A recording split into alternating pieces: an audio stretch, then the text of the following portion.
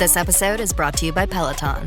Break through the busiest time of year with the brand new Peloton Cross Training Tread Plus, powered by Peloton IQ. With real-time guidance and endless ways to move, you can personalize your workouts and train with confidence, helping you reach your goals in less time. Let yourself run, lift, sculpt, push, and go. Explore the new Peloton Cross Training Tread Plus at onepeloton.com. Spring is here and the shopping list is long. Time to make a Lowe's run. Buy 3 bags, get 3 free of Stay Green 1 cubic foot garden soil. Plus, right now members can earn 4 times the points on an eligible purchase. Start spring off strong with these deals and more. Our best lineup is here at Lowe's. Valid through 3/25 while supplies last. Soil offer excludes Alaska and Hawaii. Loyalty program subject to terms and conditions. See Lowe's.com/terms for details. Subject to change. Point boosters subject to exclusions and more terms apply. One-time only offer.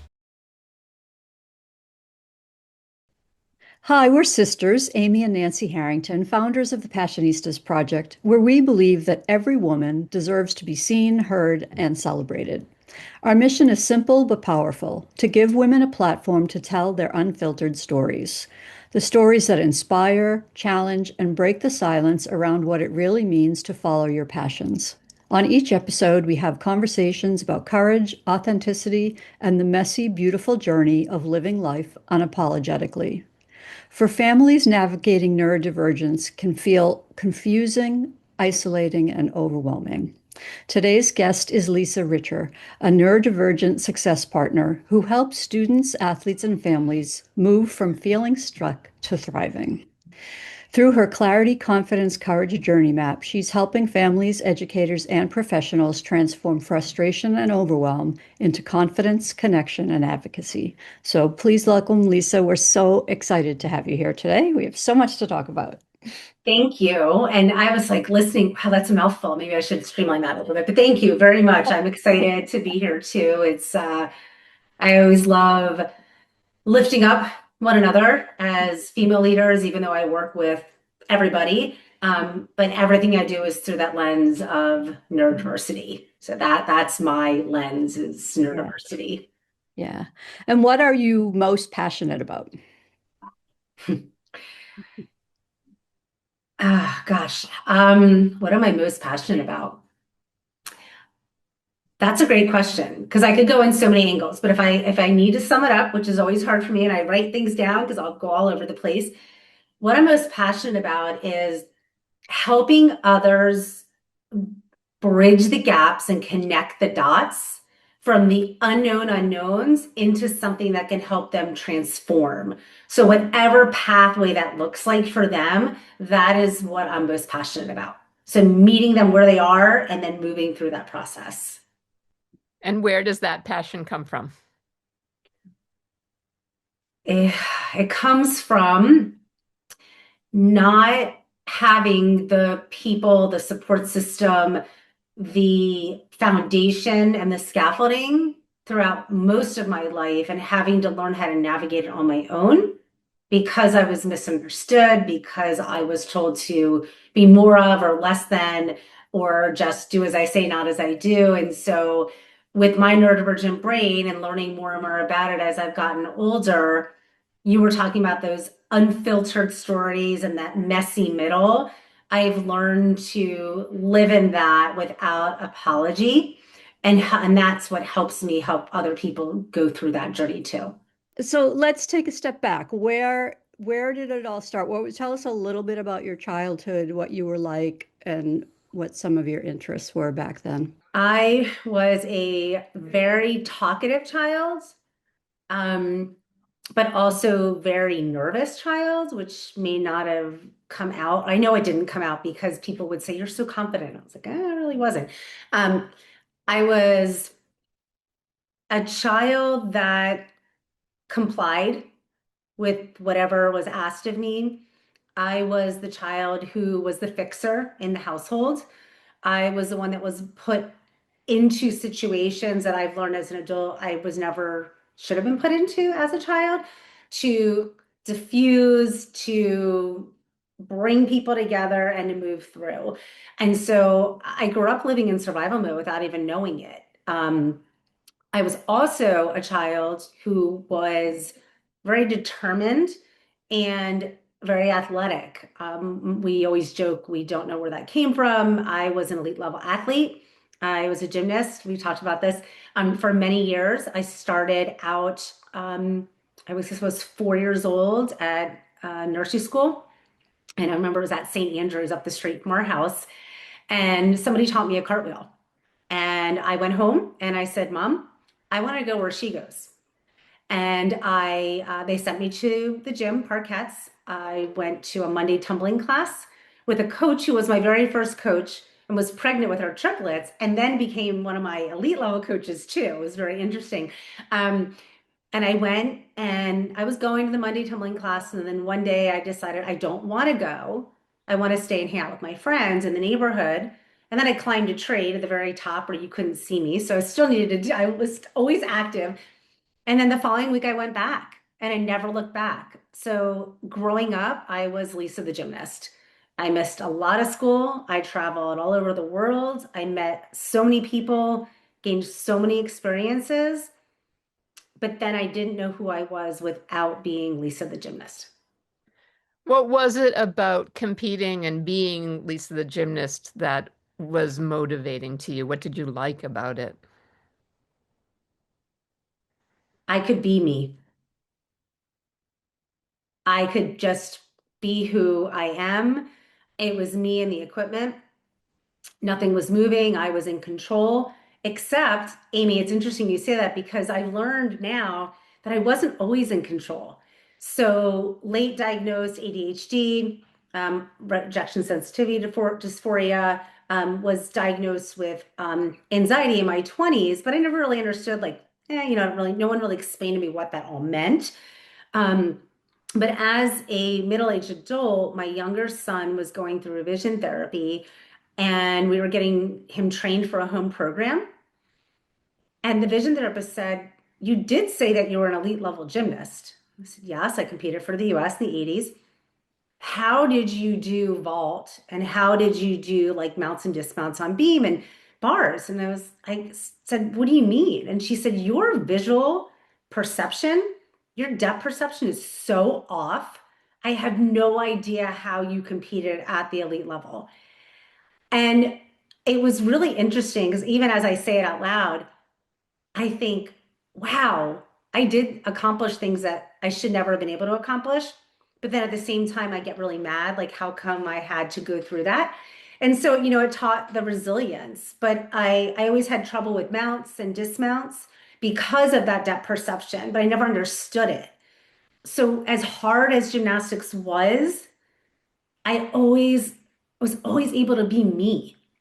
And as tough as my coaches were, they never asked me to do something that I wasn't already stepping into that gym to accomplish.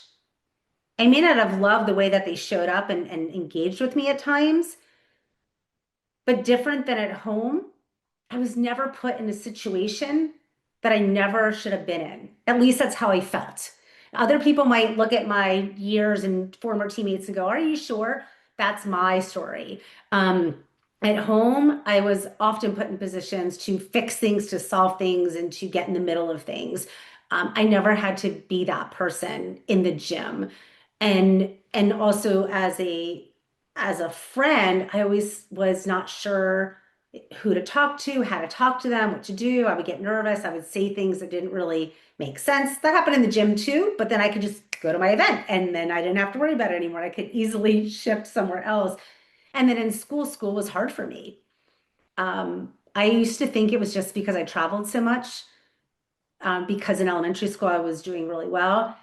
But what I think it really was as work got harder, yes, I missed school because I traveled so much, but I also, my neurodifferences were starting to really show up, but we didn't understand them back then. I'm in my 50s. And so we didn't know what to do with them, just like with the visual processing. Now, there are tons of athletes that get therapy for visual processing. There's football players, there's all sorts of people. I've been able to even help people in our gym because I've seen what they did. And I was like, that was me. And one of our coaches said, "That was you. What is that?" And I was able to explain it. So now I can help other athletes, other individuals, other parents, other people through those journeys. But I coming full circle back to, that's why I feel safest. Like that as a gymnast, I just felt like I could be me until I couldn't because I got hurt, so then it was, now who am I? Talk about that phase. How did you go from elite athlete to now who am I? Well, it started slowly and then continued for years. I made like US national team in 84 and then I made it 86, 85. I got grandfathered into championships, but then I got injured. And then in 87, I got injured again. And then in 88, fractured my back. And I had already also fractured 87. I think I had also fractured it. That was my first fracture. I can't remember the timeline anymore. But slowly but surely, I was getting out and out of the elite level. And I also knew my dream of 88 Olympics was out the window because I didn't even go to championships, let alone Olympic trials that year.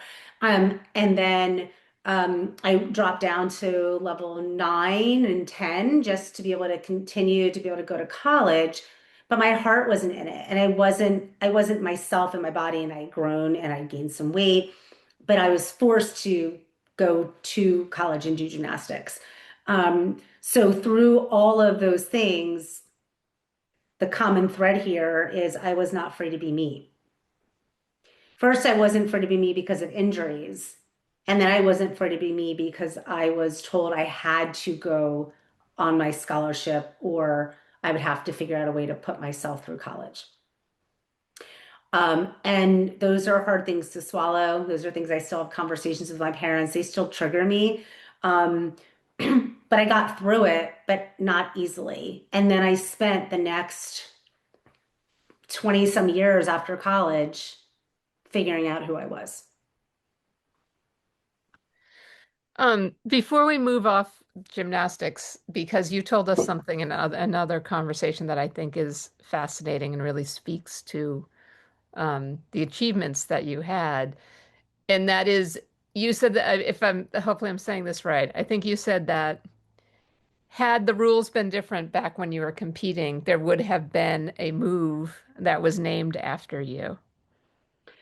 Yes, possibly. So I don't know what the exact rules are right now, but I was the first person to compete a full and back out off the uneven bars as a dismount before it was in the code of the code of rule book. I can't remember what it's called right now, but before it was even a skill in the code book, I competed it successfully and landed it.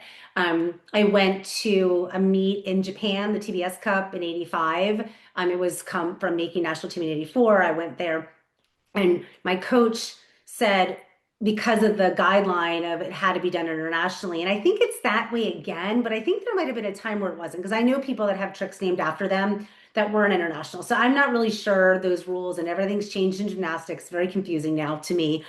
But if I had made my release move, I would have done the dismount, but I didn't make my release move. So I didn't do the dismount. So I didn't have the opportunity to do it internationally, but I was the very first person to ever compete it prior to being in the rule book. I successfully did it, and they weren't even sure they weren't sure how to score it.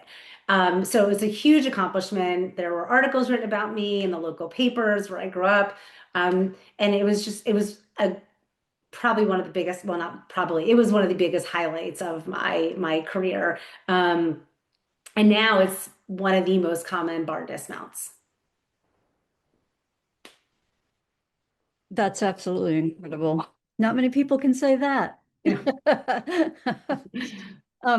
So let's talk about your studies. You got a BA in English. So talk about why you chose, after your gymnastic career, why you chose that path, and what your education led you into in your career. Yeah. I chose English because I couldn't get through some of the other classes. That I went in wanting to be a psychology major, and some of those classes with the at the time, like the economics and the math pieces, I was really struggling. And so then I was like, oh, I want to be let me do journalism. And I went into journalism, but I still had to do econ. And I dropped econ twice. And then my advisor said, you may want to think about another degree just to get through school. And then I ended up just doing an English degree because I had already had so many classes. I have dyscalculia, which I also didn't know until much later in life. And so all those math things were really, really difficult for me. So honestly, it was my quickest way out. That's why I chose it. It was my quickest way to get through school and get out. And then I spent years still trying to figure out, who am I? What do I want to do?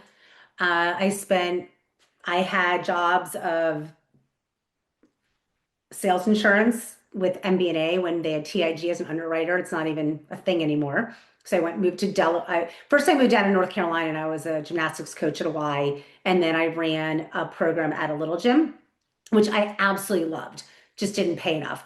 But the little gym program was awesome because it's all fundamental, just very much like self-esteem building, fundamental teaching of children, the love of gymnastics. And it was just an amazing program. Got trained by the founder at the time. He did all the trainings back then. I got flown to Arizona to do the training. It was amazing. And so I did that for a couple of years. And then I went into the insurance sales, and then I went into staffing. And then while I was in staffing, I had a company recruit me to be a sales manager in a contact center. So I did that, and then I became a certified trainer. So I've been in all different industries. But what happened for me is when I became a certified trainer, and I want to say that was probably in 2003, that's when I really started to put the pieces together about my neurodifferences without knowing what that was. I had spent years in businesses that didn't understand me and I didn't understand them. But in that time where I got trained, they were able to teach it to me. And then I was recorded doing it. And then I did it back. And then we modeled it. And then we had conversations about it. And I started to connect the dots on why role playing was such a great thing for me and why I loved it so much, even though all my staff members hated it. And so doing things in a multimodal format and really understanding that I needed all those pieces to come together for me to actually retain information. So I had a you do it, we do it, I do it, now I teach it. So it wasn't even, it was like I had to do all those phases of it. And so that was, I think, the first snippet of getting to understand who I am as a person.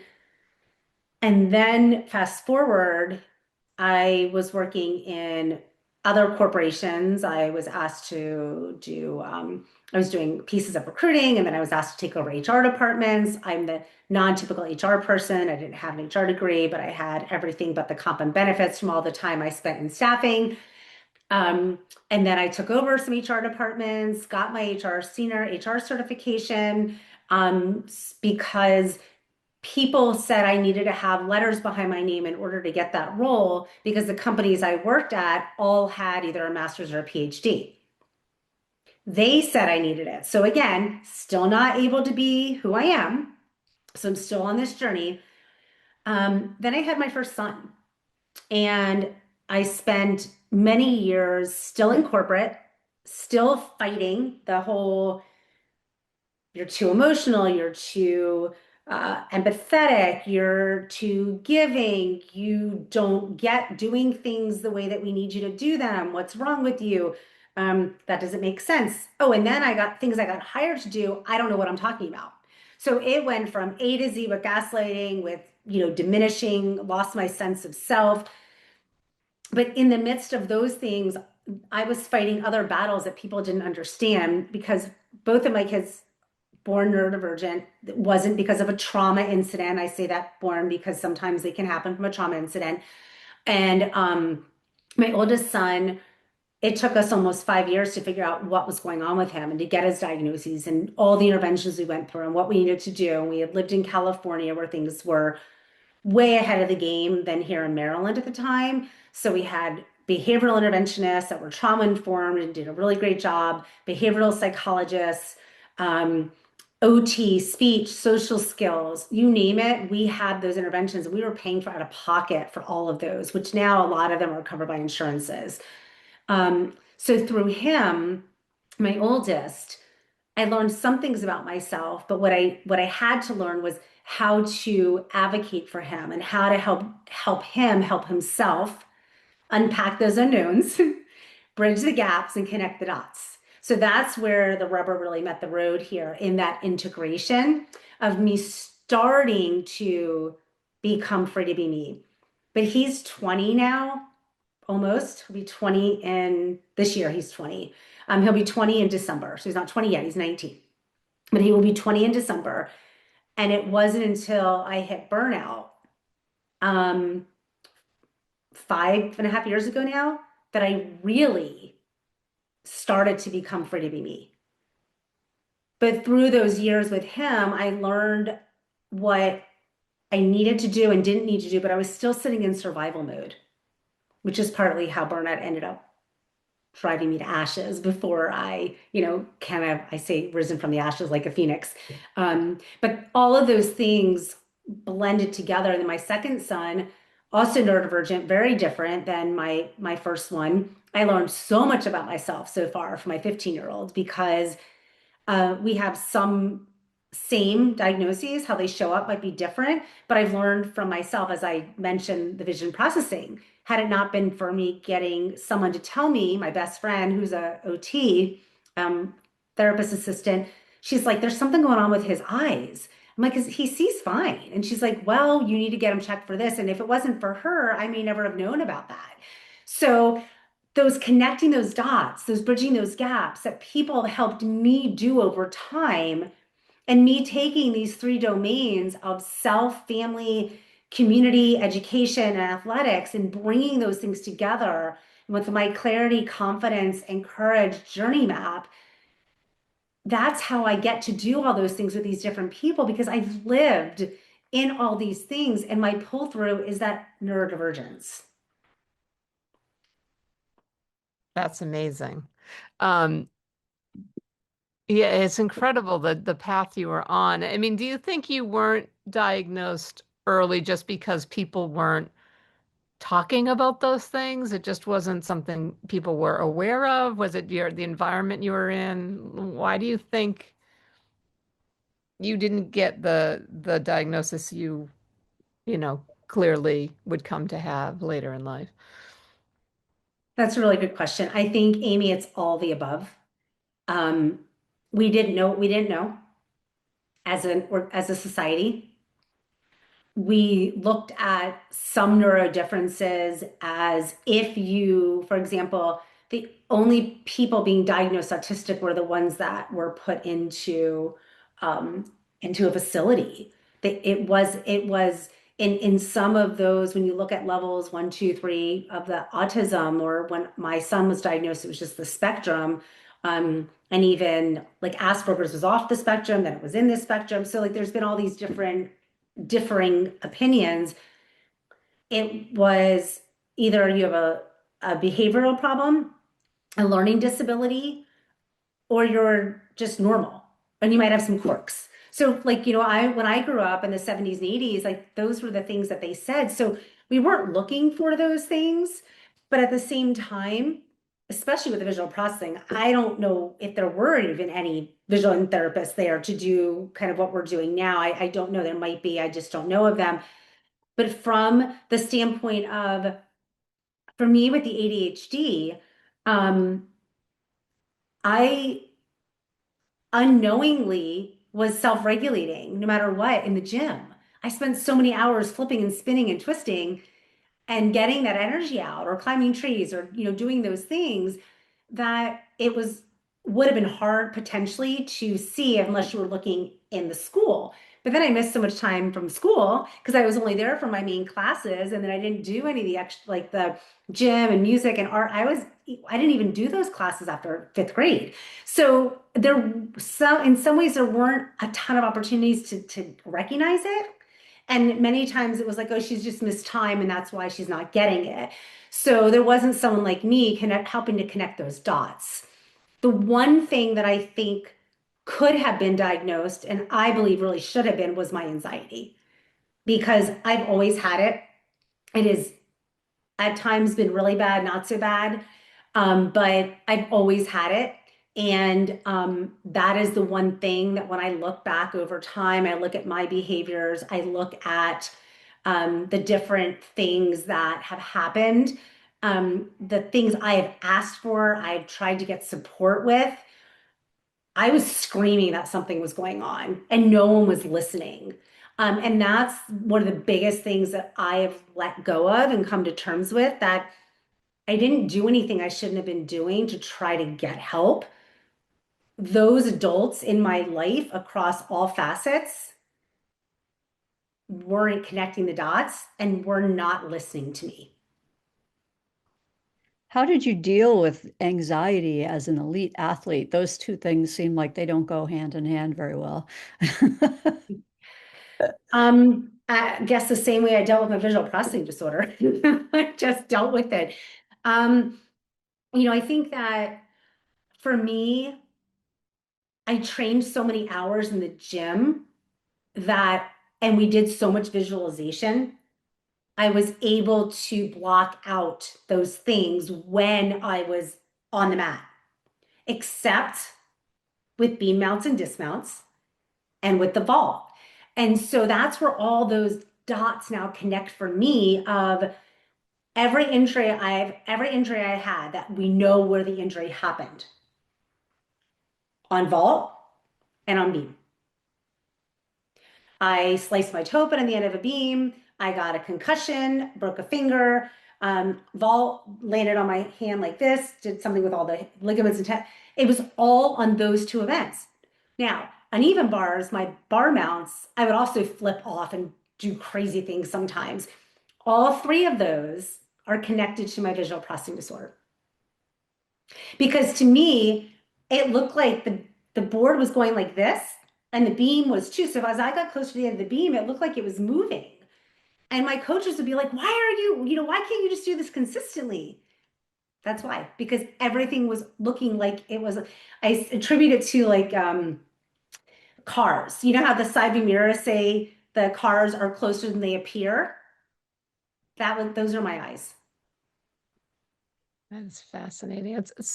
It's amazing what you accomplished anyway, but then when you add that on top of it, it's miraculous. Like the tenacity and the courage that you had to do all of that is spectacular. And Thank you. I'm sorry that you didn't get the extra assistance you needed at the time to understand it better, but it's really so inspiring to hear, like, the fight you had. My oldest son always, like, not always, he often says to me when I go down that path of, I wish I would have known, or I did this, he'll turn to me and very emphatically say, Mom, you wouldn't be able to help the people you help today and do the things that you do today had you not gone through everything you went through.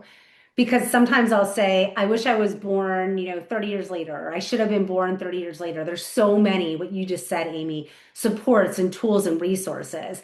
And that's when he'll flip it on its head for me. And he'll say, yeah, but then you wouldn't be able to do what you do for people today. And he's right.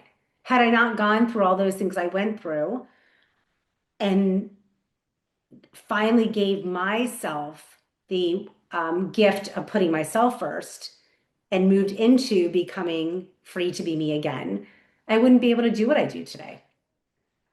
So talk about that moment of burnout that you mentioned earlier and how it brought you to the free to be me moment. Oh gosh, it was not a period. moment. Or period. Yeah, yeah, exactly. So burnout, I said for many years, I felt like I was a rubber band about to snap. Like I was a fraying rubber band. It was fraying and I was holding everybody together and holding everything together. And I always, for many, many years, felt like I had to be the strong one. And as people listen to this story here, and I haven't had anyone take me through all these phases. So I appreciate you all doing this, and I recognize how far I've come because I would have been crying numerous times right now, in even a year ago, probably. So it was many, many years of all those things that led there. The combination of stress and pressure with my children. My oldest one had pretty much been established with what was going on with him, the supports he needed, interventions. But my younger one was still we were still trying to figure out what was going on with him. In fact, he got diagnosed with absence seizures the day I say the world shut down of COVID. He had a doctor's appointment. And then COVID hit, and so we couldn't do treatments. So in addition to the other things, we were dealing with all what was going on with him from a neuro distinct perspective and neurologically with his brain as well. And so all of those things, and then my second COVID shot. I ended up with a vaccine injury, and I just imploded. My primary thought it was my heart. They sent me to a cardiologist. The cardiologist said, there's nothing wrong with your heart. In fact, something I had been diagnosed with years ago from a cardiologist, this cardiologist said, nope, that wasn't even, you don't even have that. So my heart was in great shape. And then they sent me to an endocrinologist because they wanted to test all my levels. Everything was good there. Went back to the cardiologist because I had some other tests done because my heart would just spike. And he said, between him and my therapist, the only explanation here is that the vaccine triggered this dysregulation. My craniosacral therapist was like, I've never seen your cranial rhythm like this. And I'd been going to her at that point for 7 years, maybe. And so for months, I could barely get off the couch. For the first month, I couldn't even get downstairs to make a sandwich for my kids. I had to get up and get my husband. That first doctor's appointment, my husband, I don't want to ruin like what's in my book chapter either from the Confident You book, but my husband had said at one point, who said you had to be the strong one? And that was the moment that it all started to shift, that I started to unravel the feeling that I had to be that strong one, and I started to allow myself to be me. So that was, if I had to pick a moment in time for that, as Nancy asked, that would be it, because he had to take me to the doctor's appointment and just some other ones after that. I couldn't drive my kids to school. I had to rely on other people. And in the midst of this, there was also tragedy happening with my best friend's family and so many things that were going on, and I couldn't even be there for her. She's been my best friend since I was 5 years old, and we grew up doing gymnastics together. And her and my husband were like, oh my gosh, like we've never seen you like this. But I had no choice. And that's the other reason I expanded in some of the ways that I'm working with people is I don't want everyone to feel like they didn't have a choice. There's always a choice to put yourself first. I just couldn't see it until I was forced to. So you finally put yourself first, and then you decide to help others. So talk about that. Talk about starting Journey to Bloom, where the name came from, first of all, but also what that decision was that you needed to help everyone else get through this. Absolutely. So ironically, my Journey to Bloom story started 4 years before burnout. So I was running HR department or working with transformational mindset work and career transformation. So I was either working a part-time or full-time job while I was getting the business going. It initially started as Bloom Special Education Advocacy. Because of the years of going through what I did with my kids, that's where the foundation started. When burnout happened, everything shifted. And I expanded to become a neurodiversity consultant under the umbrella of neurodiversity and rebranded to Journey to Bloom. The business name is one of my favorite parts of all of it. So the vision came in part at first because of my firstborn and then continues with my second child. But the business name Bloom was my great aunt Mildred Bloom was her last name, her married last name. And she and I'm not even sure you can say this anymore, black sheep of the family. So I'm doing it in quotes. And we were always very tenacious and courageous, as Amy was saying. And just when we were together, I was free to be me no matter what. And I always wanted to do what I wanted to do. And so when I was thinking about a business name, I wanted her to be part of it. And so Bloom, even though I shifted from taking special education, because people go, oh, special education or advocate, I don't want to talk to you. And so I stripped all that away, but I kept Bloom. And I have a blog through Blogger. I haven't done it for a long time, but it's early intervention led me to Bloom. So everything had Bloom in it. And so I just rebranded my logo to, instead of just being an infinity sign, to being an infinity heart. Changed some of the patterning, kept the hearts as the flowers, which you'll see if you go look at my logo now. And it's a never-ending journey, and there's got to be heart and soul in it. And so that's where the business name came from, and the start of it. There was a principal my kids had in elementary school who was transformational, especially with my older son. And we still stay in touch. And when he was leaving to leave administration and go back into the school system, he said, your child is one of the reasons I'm leaving. And now this is a good thing, not one of those, oh my God, you're kicking me. He said, your child is one of the reasons I need to go back into the classroom. I can make more of a difference in the classroom for kids like your children than I can as an administrator. My hands are strapped. As a teacher in a private school, I can do more. And so I had sent him my blogs, and as he was leaving, he said to me, you need to do this as a business. And I said to him, well, I don't have certifications. And he actually smirked and responded with, you have no idea the people that come into these meetings that call themselves advocates that are doing, now some of them are great. I'm not going to say they're not. But some of the people that come in that are so against us, demanding things, aren't collaborating. You have this innate ability to be there as the family, to be there in collaboration with us as a school team, but to put your child at the center. And if you can do that for other families and get paid for it, why wouldn't you?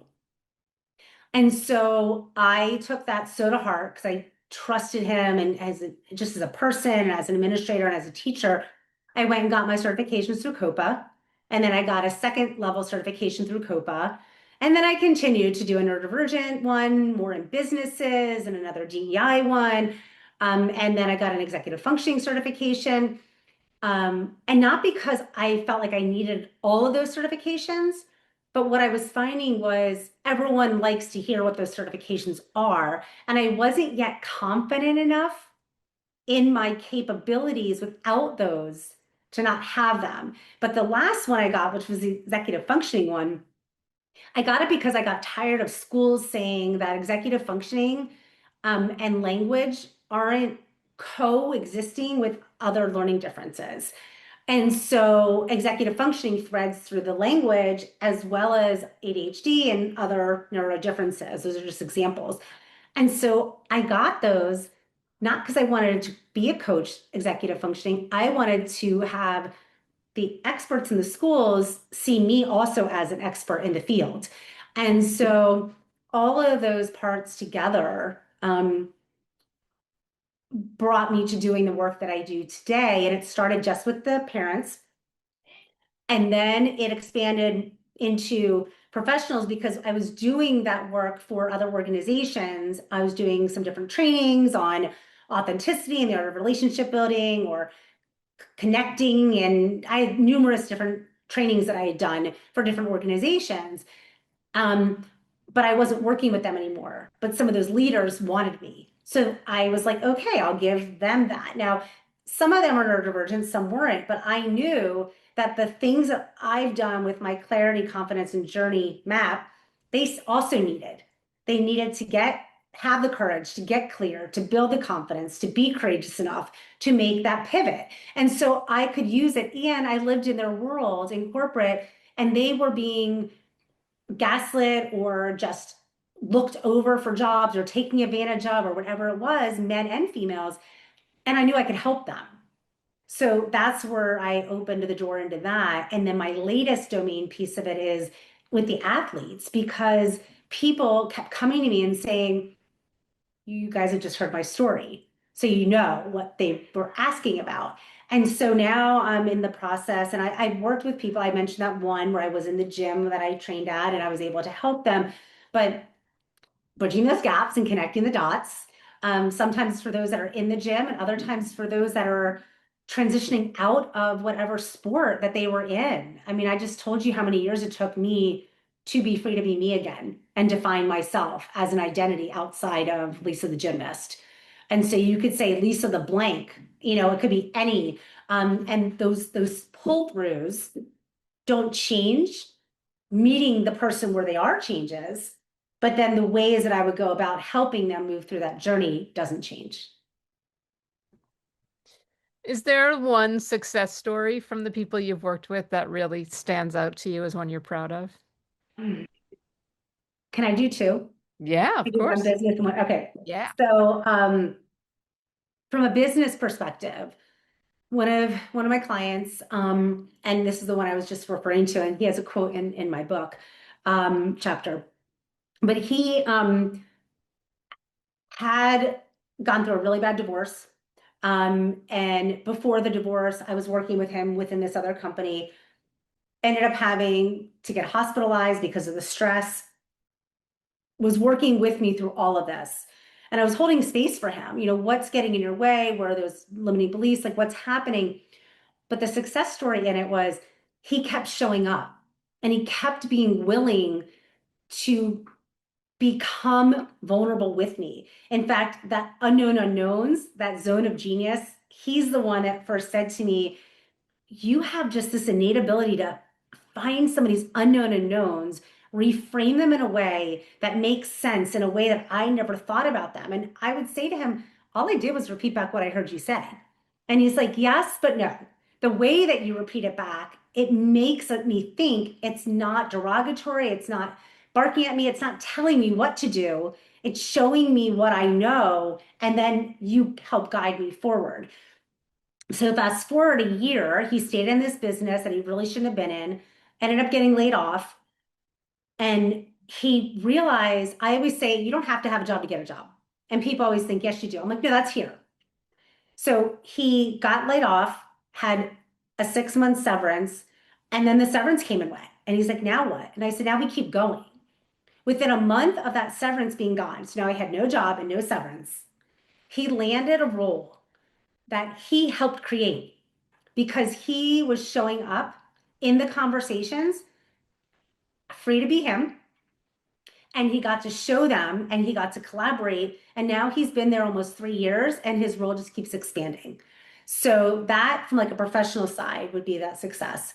From a parent perspective, also in my chapter, so I will share this. I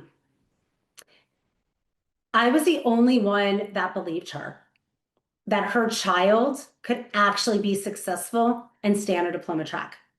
People were dismissing her. They were telling mom that, you're expecting too much, or we were doing everything we can, and we knew that we weren't. And I stuck by her. Now, she invested in me, obviously, to be with her, but we went through the process. And not only did she end up getting to the non-public school that was able to meet her where she was, appropriately support her child in some areas where she was well below grade level, she's now above grade level. And in that area in math, this school kept saying, no, she's a great kid. She's doing the best she can. And we kept saying, no, we know she can do more. She needs to be in the right environment with the right scaffolding, the right supports. And she's still there and she's thriving and she has friends and she's on a sports team. And this school wanted to take her off of diploma track and put her on a certificate track going into middle school. And we were emphatic, no. And for a long time, I was the only one that believed in the mom enough to say, we're going to continue down this path and we are going to get her where your mom gut knows she deserves to be. So it's another celebration, but I also just want to share across both of those. With the person, the adult business, he had to be willing to go there with me. With the parent, she had to be willing to, at some point, believe me if I said it's not going to work. And she was. And we ended up getting a lawyer involved with that particular case. I've gotten other people to non-pubs without that. But in her case, we did because the school psychologist, which I didn't realize that gaslit her and prompted her to call me in the first place, ended up being the person 2.5 years later that wanted to move her onto this non-diploma track. And at that point, when I learned that connection, we both said, we got to lawyer up, because if we don't, there's nothing I can do. We've got to bring in the big guns in order, because that person had dug their heels in. So I don't say I always do it on my own, but I find the people and I give people the space, but they also have to be willing to do it with me. Oh, those are amazing stories. So talk about what an effective collaboration looks like between parents, schools, and professionals. What does that really require? Yeah. So it requires objectivity, it requires open-mindedness, and it requires a willingness to collaborate. And I know those weren't the words probably that people were expecting me to say, but it all starts there. And oftentimes it requires someone like me to come in and be that objective third party, not always, but a lot of times, because there are so many emotions that are intertwined in working with schools, working with the parents, with the students, that oftentimes either ego or emotion gets in the way of progress. And that's the unique perspective that principal had said. I didn't let those things. Now, I will say I was fully emotional. I cried in almost every meeting.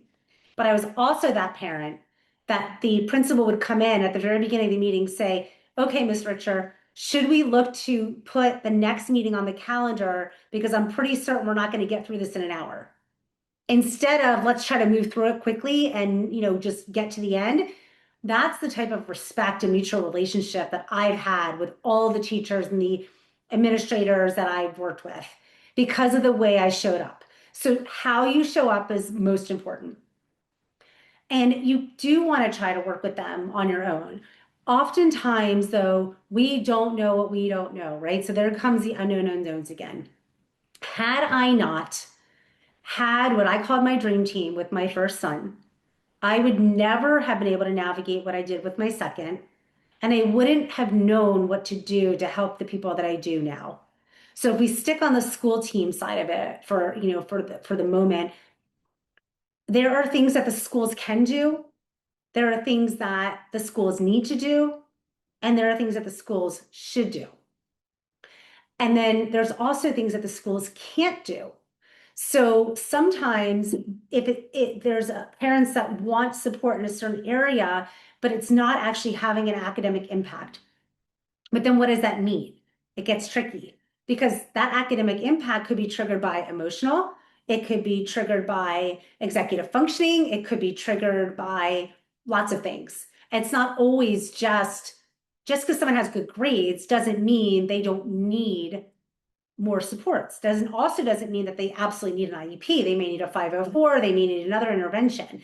And so where I really come in and help people is looking at where they are and then figuring out who are the pieces, who are the players, how do those people fit into it, and then what do we do with them all? And so many times I become, so that we don't have a ton of people at a meeting and they don't have to pay 5 different people to show up from their team, I become that conduit between them. So I will talk with the speech and language pathologist or the outside OT or the tutors, and then we'll prepare and I can talk on their behalf in the meeting, and then with the parents, and then we prepare. Sometimes some of them come in from the outside. I work with a psychologist from the outside. I sometimes work with a psychologist on the inside. So everyone's team looks different, but it all has to start with that foundation of what does your child need? And then how do we build that team around it? And what are those supports or those interventions necessary to help them access the curriculum and be able to move through whatever the activity is? That's fantastic. So how do people get in touch with you if they want to work with you? Yes. So people can go to my website, which is journey2bloom.com, or they can email me at lisa@journey2bloom.com. And then my socials, you can find me on LinkedIn and Insta at Journey to Bloom. So you can find me on those places, and then you can fill out a form if you'd like to inquire whether about working with me from a parent perspective or a professional or an organization. There's different forms to fill out, and that will go in me, and then I can schedule something with you, and we could have collaborative conversation to figure out your specific needs and if we're a good fit. Fabulous. So we have one last two-part question. What's your dream for yourself, and what's your dream for women? Oh gosh. And you didn't cue me on any of this. Okay, bear with me.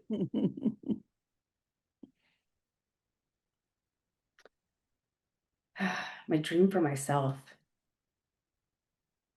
To retire and travel. That would be my dream, right? Like if because honestly, like I really am living my best life right now. And full transparency, I had a therapy session this afternoon with my therapist who's been with me since I hit burnout. And she was like, wow, like you really have come so far. Like we were talking about something. Oh, and I said, I won't do it. I didn't say I don't need to do it. I said, I won't do it. And I was like, wow, where'd that word come from?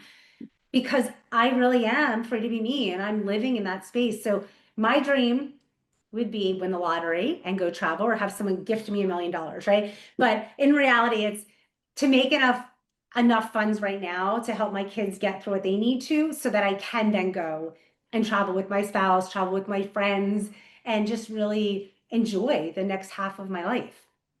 As I joke with my husband, I'm like, I'm living into my hundreds, and he's like, I'm not. I'm like, well, I'm gonna. So, who knows if I will, but I tell him that. But then for other women, my dream for other women is that they find the courage to do whatever they need to be able to be free to be themselves. Because it is so empowering and what's the word I'm looking for? I just feel light. Like it's just such a great thing. And I that's my dream for all women. Thanks for listening to the Passionistas Project. Since we're not only business partners, but best friends and real-life sisters, we know how unique and truly special our situation is. We know so many solopreneurs, activists, women seeking their purpose, and more, who are out there doing it all on their own. They often tell us they wish they had what we have. So we've created a space for them and you to join our sisterhood, where trust, acceptance, and support are the cornerstones of our community. By joining, you become part of our family. We'll give you all of our sis tips on building meaningful relationships through the power of sisterhood, and all the tools you need to thrive in 3 key areas: business growth, personal development, and social impact. You'll learn from our panel of Power Passionistas, who are experts on topics like transformational leadership, letting go of perfectionism, the power of community, and so much more. You can connect with like-minded women and gender non-conforming, non-binary people who share your values and goals in chat spaces, at online Passionistas pajama parties, and virtual and in-person meetups. And you can register for our exclusive series of online courses designed to help you tap into your intuition, find your purpose, bring your mission to fruition, and integrate diversity, equity, inclusion in every aspect of your plan. Be sure to visit thepassionistasproject.com to sign up for our free membership to join our worldwide sisterhood of passion-driven women who come to get support, find their purpose, and feel empowered to transform their lives and change the world. We'll be back next week with another Passionista who's defining success on her own terms and breaking down the barriers for herself and women everywhere. Until then, stay passionate.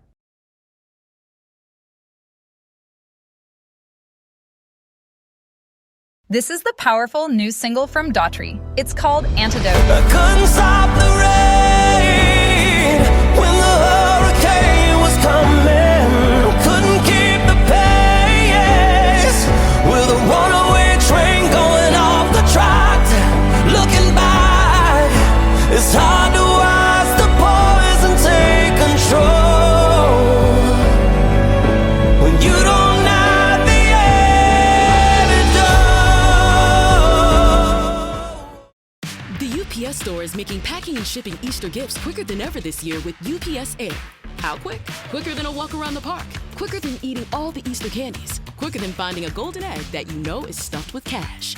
When you ship UPS Air at the UPS store, your items arrive on time or your money back. Guaranteed at no extra cost. Exclusively at the UPS Store US retail locations. Send Easter joy on time at the UPS store. Visit the upsstore.com/air guarantee for full details. Terms and conditions apply.